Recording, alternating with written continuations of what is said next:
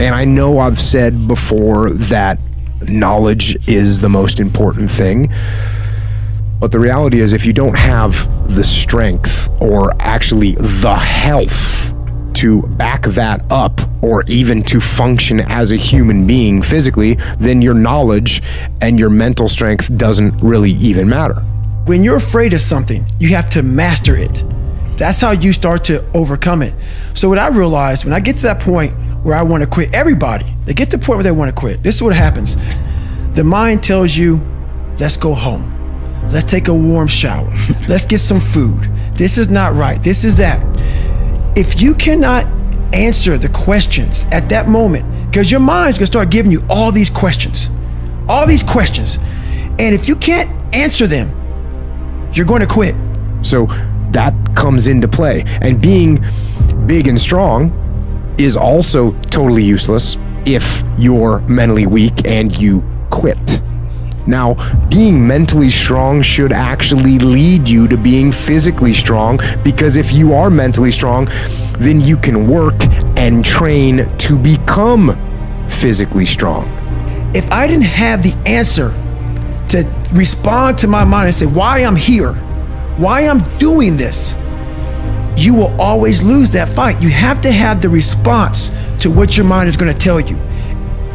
It is important in the area of motivating yourself, it's important to know why you're doing it. Because that mind will say, why bother? Why go through all this? This is too hard. No, throw in the towel. It's not worth it. But if you're mentally weak, then you will not hold the line on the good foods and the good workouts, and you won't get physically strong or healthy.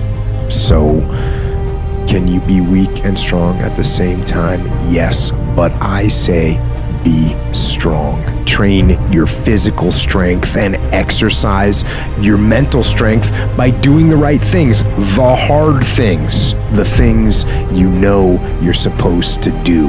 Do them and be as strong as you can mentally, physically, and emotionally for yourself, for your team, for your family. Hold the line and be strong. Here's how you can handle that. Here's how you override that. Write down 5 reasons why you deserve it. Why do you deserve what you want? Why you?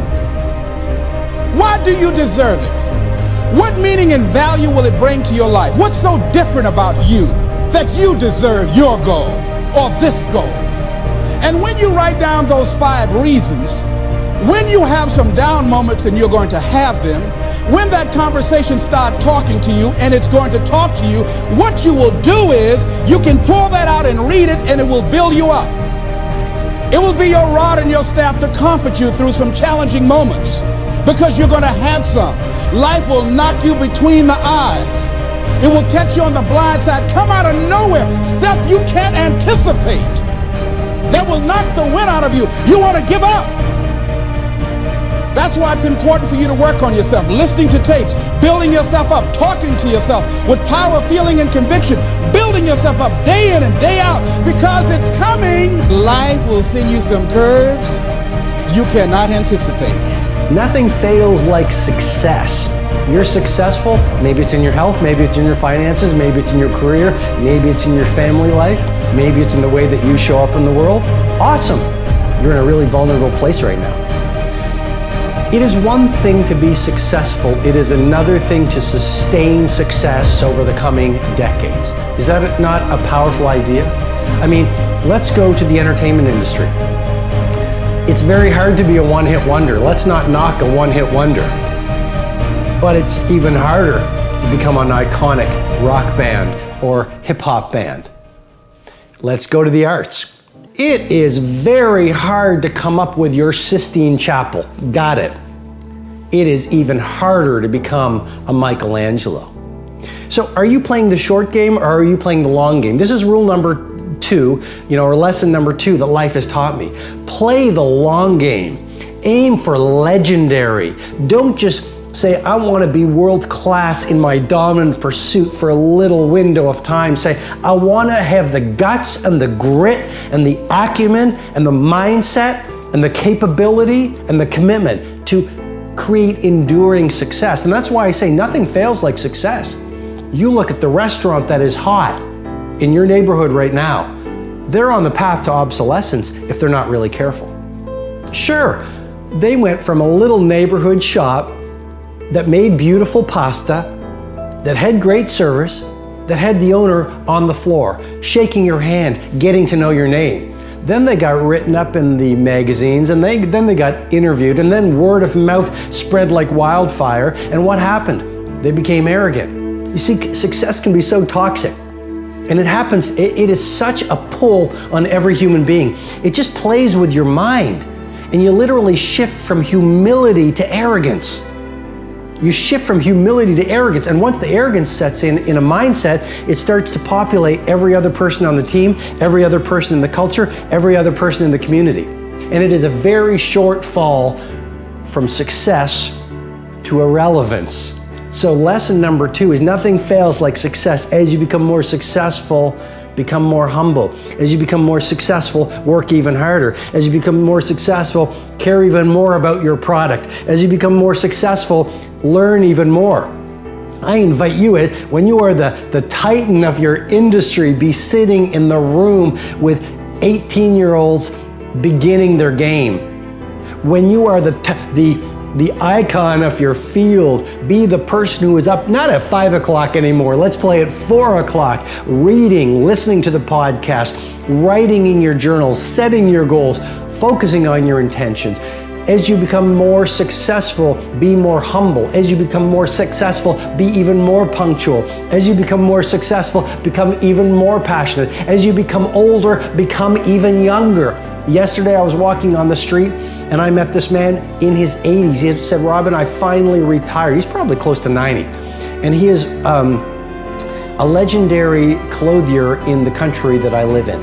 And he just retired. And he started his shop, which is now an empire, in 1954. So I don't know what that is, but that is decades and decades and decades and decades.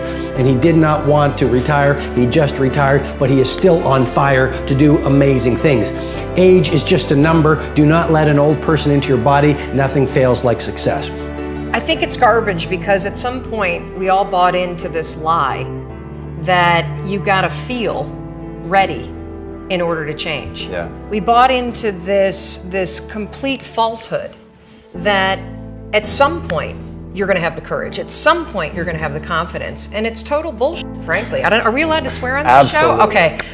It's complete garbage. And so there are so many people in the world, and you know, you may be watching this right now, and you have these incredible ideas, and what you think is missing is motivation. And that's not true.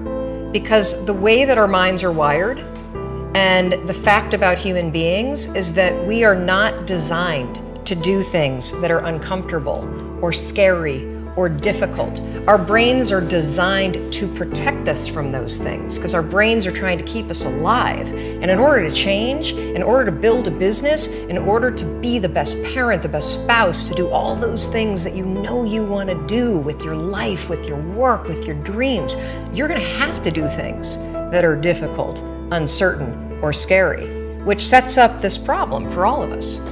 You're never going to feel like it.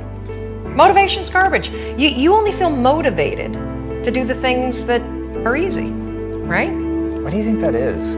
Oh, I know exactly why that is. Because I've studied this so much, because for me, one of the hardest things to figure out was, why is it so hard to do the little things that would improve my life?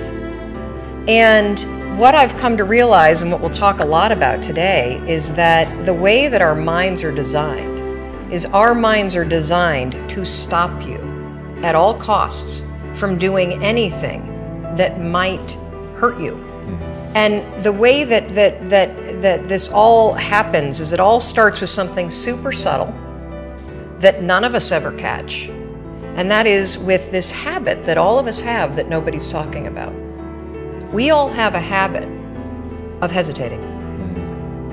You can truly trace every single problem or complaint in your life to silence and hesitation.